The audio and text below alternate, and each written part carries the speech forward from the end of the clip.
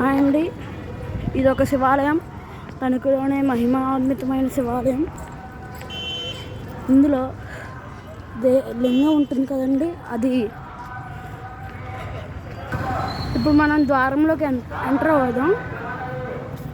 చూడండి, ఇక్కడ అప్పుడే దీపాలు పెట్టేస్తున్నారు. ఇది ధ్వజస్తంభం. ఇది కూడా ఇప్పుడు మనం లోపలికి ఎంట్రీ అవుతాం. ఇది నందీశ్వరుడు.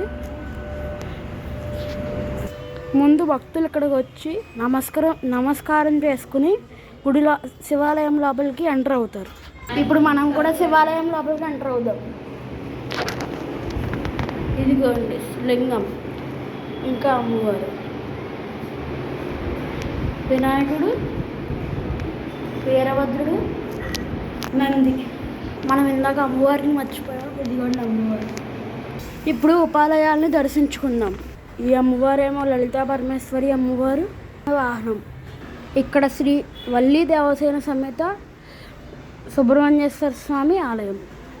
ఇప్పుడు గాయత్రీదేవి, ఇందాక చెప్పాను కదండి, గాయత్రీదేవి. ఇదిగోండి ఆంజనేశ్వర స్వామి. ఇప్పుడు ఈ పంతులు గారిని ఈ గుడి మహిమ గురించి అడుగుదాం. శ్రీ గురుభ్యో నమః. హరి ఓం. శ్రీ మహాగణాధిపతయే నమః. పూర్వం ఈ తణుకు పట్టణాన్ని తారకాసుడనే రాక్షసుడు పరిపాలిస్తూ ఉండేవాటండి. అందువల్ల తణుకు అనే పేరు తారకాసురుడి పేరు. తారకాపురం, తారకాపట్టణం అని పిలిచేవారట. అలా రూపాంతరం చెంది తణుకుగా మారింది. వాళ్ళ పార్వతీ కపర్దేశ్వర స్వామి వారు స్వయంభువుగా వెలిశారు మా పట్టణంలో. పూర్వం ఒకనాడు వైష్ణవులు ఇల్లు కట్టుకుందామని చెప్పేసి స్థలం తవ్వుతుండగా స్వామివారు బయటపడడం జరిగింది. అలా ఎప్పుడైతే శివలింగాకారం కనబడిందో ఇల్లు కట్టుకుంటున్న సమయంలో ఖచ్చితంగా ఇల్లు కట్టుకోవడం మానేసి వారే ఈ దేవాలయాన్ని నిర్మించిచ్చారని ఆధారాలు చెప్తున్నాయి. అప్పటి నుంచి స్వామిల స్వయంభూగానే ఉన్నారు. ఆ తారకాసుడనే రాక్షసుడు ఈ స్వామిని అర్చన చేసుకుంటూ ఉండేవారు. ఆ సమయంలో ఆ తారకాసుడు శివదీక్షా దురంధరుడై స్వామివారిని మెప్పించి స్వామివారి దగ్గర నుంచి మరణం లేని వరంగా పొందేటండి. ఆ పరమేశ్వరుడు వరాన్ని అందజేస్తూ కుమారస్వామి చేతిలో మరణం ఉందని, అప్పటిదాకా మీకు ఎటువంటి ఇబ్బందులు ఉండవని చెప్పేసి వరాన్ని ఇవ్వడం జరిగింది. ఆ విధంగా తారకాసుడు పరమేశ్వరుడి దగ్గర వరాన్ని పొంది ఆ రాక్షస బుద్ధి అంతా చూపిస్తూ ఉన్న సమయంలో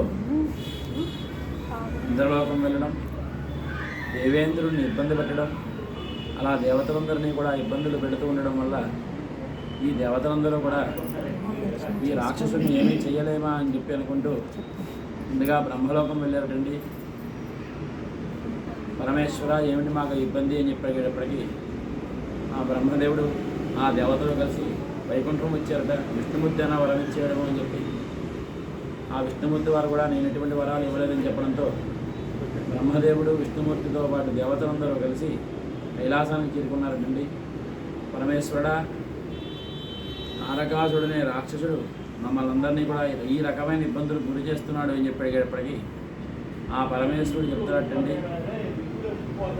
నన్ను తపస్సు చేసి మెప్పించి మరణం లేని వరం పొందాడు తారకాసుడు అని చెప్పేటప్పటికీ మరి దీనికి పరిష్కార మార్గం ఏమిటి అని చెప్పి అందరూ అడిగేటప్పటికీ ఈశ్వరుడు చెప్తున్నట్టండి, కుమారస్వామి చేతిలో మరణం ఉందని చెప్పేటప్పటికీ అప్పుడు ఆ కుమారస్వామిని తారకాసురుని హతమార్చడం కొరకు ఈ తణుకు పట్టణానికి పంపిస్తారటండి. దేవతలు తీసుకొస్తారట కైలాసం నుంచి.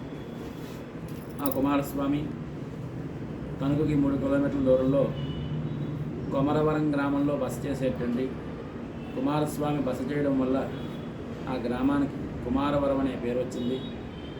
అలాగే ఇంద్రుడేమో ఇల్లింద్రపురంలోను ఆయుధాలు, యుద్ధానికి కావాల్సిన ఆయుధాలన్నీ అత్తిల్లో ఉంచుకోవడం వల్ల ఆయుధాల ఊరు అత్తిలని, ఈ యుద్ధానికి వచ్చిన దేవతలందరూ కూడా వేల్పూర్లో కొలువై ఉన్నారటండి.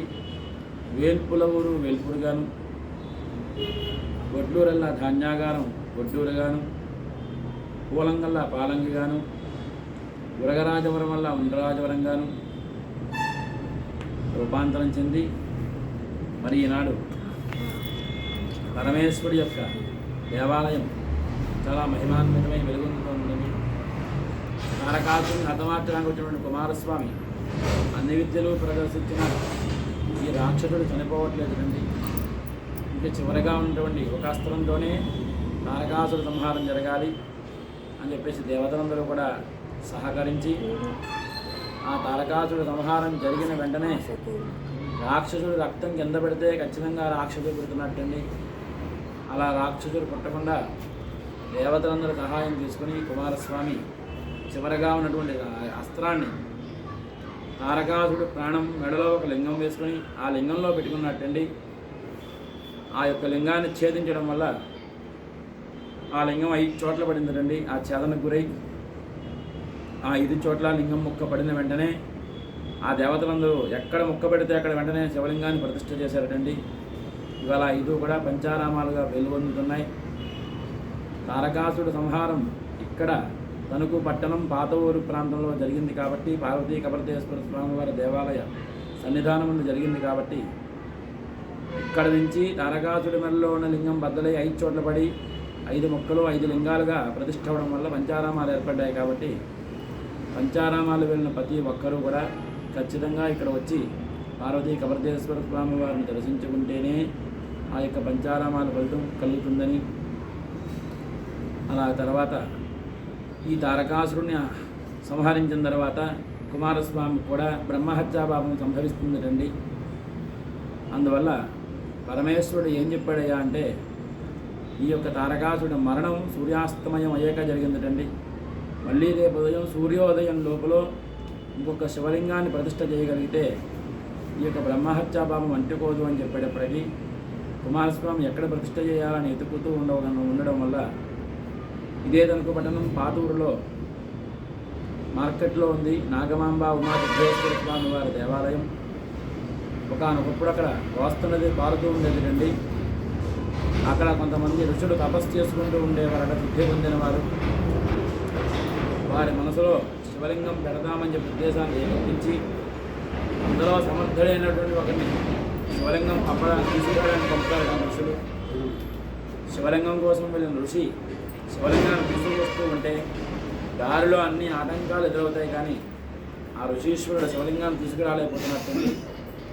సూర్యోదయం అయిపోతుంది అని చెప్పేసి ఇంకా ఉన్నటువంటి ఋషులందరూ కూడా ఆ కాలువ కట్టునే ఉన్నటువంటి ఇసుకని లింగ రూపంలో తయారు చేయడం వల్ల ఆ లింగ రూపంలో కుమారస్వామి ప్రాణం పోస్తారటండి. సిద్ధి పొందిన ఋషులు శివలింగాన్ని తయారు చేశారు కాబట్టి సిద్ధేశ్వరుడు అనే పేరుతో స్వామివారు వెలుగొందుతున్నారటండి.